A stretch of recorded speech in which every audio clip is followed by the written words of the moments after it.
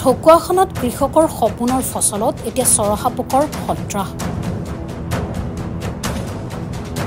চৰহাপোকৰ আতংকত নষ্ট হৈছে কৃষকৰ শালি ধানৰ খেতি। ঢকুৱাখানাৰ খেতিপথাৰত চৰহাপোকৰ আক্ৰমণত নষ্ট হৈছে বিঘাই বিঘাই শালি ধানৰ খেতি।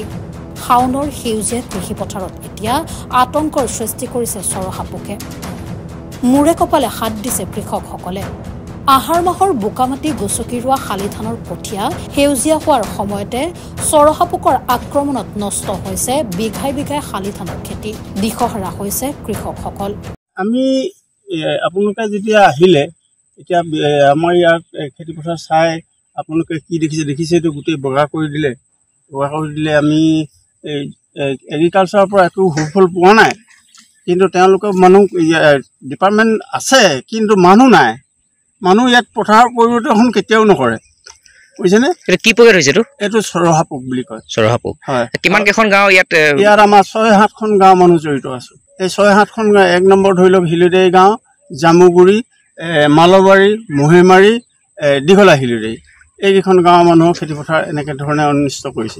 মানে এগ্ৰিকালচাৰ কোনো বিষয় ইয়াত কোনো দিন থিয় হৈ পোৱা নাই ইয়াত। আপোনালোকে আমি খবৰ দি থকাই হয়। আৰু এতিয়া ধৰি লওক গাঁওবুঢ়া আছে, হেৰি আছে, তেওঁলোকে জনায়, বুজিছেনে?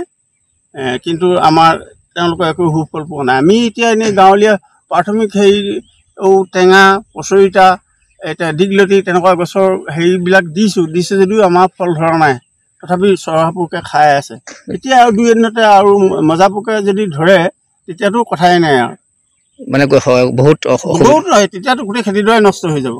ইয়ালৈ আমি খেতিপথাৰ কৰি আছোঁ, প্ৰত্যেক বছৰে কৰোঁ আৰু প্ৰত্যেক বছৰে এইটো পোক লাগেই।